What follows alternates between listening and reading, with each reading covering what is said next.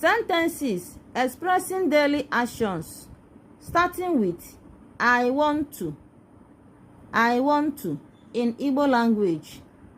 We are going to look into this sentence, I want to, in two sides in Igbo language.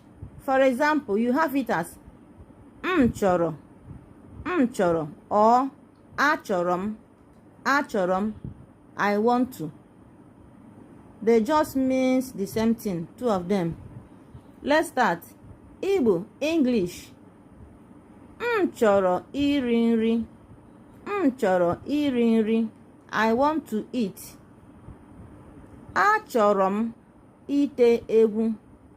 Achọrọ m ite egwu. I want to dance. Chọrọ ịṅụ mmiri. Chọrọ ịṅụ mmiri. I want to drink water.